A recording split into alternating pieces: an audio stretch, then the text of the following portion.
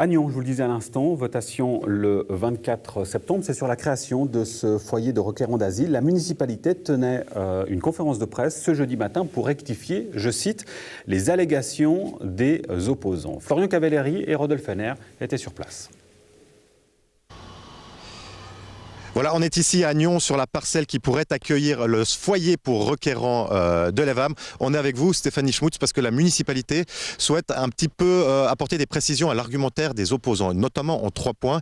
Le premier, c'est la présence des familles dans ce futur foyer.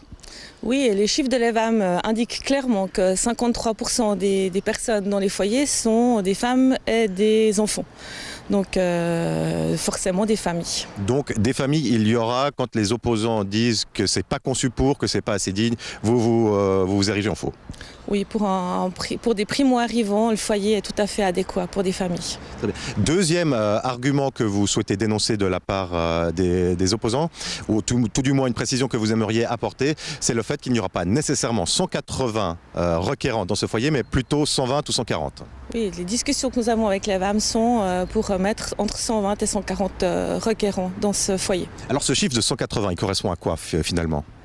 C'était un maximum jusqu'où on était prêt à aller à l'époque du préavis. Bien évidemment, les discussions sont affinées et là, on est vraiment par rapport aux plans qui sont en train d'être élaborés, par rapport aux discussions que nous avons avec l'EVAM. La place qu'il y a ici, ça correspond à 120-140 personnes. Très bien, alors c'est ce qu'il faut retenir, 120 ou 140. Enfin, dernier point, c'est vous tenez à dire qu'il y a eu une transparence totale durant tout le protocole d'établissement de ce dossier.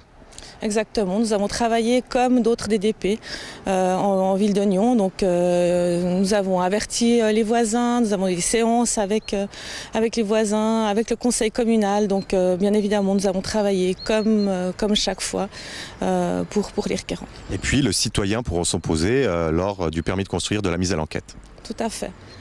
Donc c'est pas, le citoyen n'est plus muselé, il a encore le droit de s'exprimer. À de multiples occasions, il aura encore le droit de s'exprimer. Et puis si je peux me permettre aussi de dire, on voit beaucoup de critiques qui disent mais on fait rien pour le citoyen nyonnais. J'aimerais quand même dire qu'on va mettre plus de 1000 logements sur le marché dès 2018, dont plus de 300 pour loyer abordable et modéré, qu'on a en projet d'IMS, projet d'appartements protégés, donc plus toutes les écoles, je crois que donc à toutes les catégories d'habitants de Nyon. Donc ne pas opposer la population migrante à la population autochtone. Exactement. Voilà, eh bien merci, on aura tout de suite plus d'informations avec les opposants en plateau.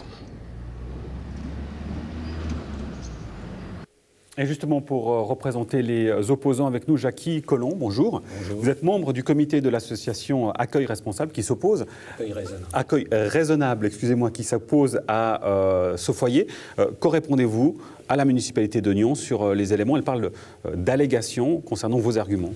Alors, les allégations sont principalement dues à un manque de communication de la part de la municipalité. Qui a manifestement été corrigé aujourd'hui.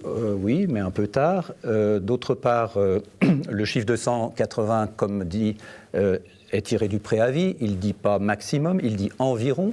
Et on n'a pas d'autres moyens de juger de combien il y aura de personnes hébergées dans ce centre. La municipalité aujourd'hui, vous ne vous satisfait pas quand on parle de 120 à 140 personnes? Cette chose aurait dû être réglée dans une convention que la commission chargée d'étudier le projet aurait pu voir. Elle aurait ensuite été portée à la connaissance du Conseil. Le Conseil a pris une décision sans savoir. Pourquoi ça aurait changé quelque chose? Ça aurait permis de définir, et si aujourd'hui les discussions se sont affinées, moi je suis très heureux d'apprendre qu'on va réduire un peu la voilure, mais ce n'est pas ce qui avait été présenté au Conseil, c'est donc ce qui suscite la première opposition, en tout cas de ma part, c'est cette procédure qui n'est pas respectée, contrairement à ce que dit Madame la municipale. Quand on fait un DDP, on présente une convention, on présente un acte constitutif de DDP, qui normalement devrait être signé sous réserve d'acceptation par le Conseil. Tout ceci n'a pas été fait. Alors, de dire que tout a été respecté, c'est un petit peu léger à mon sens.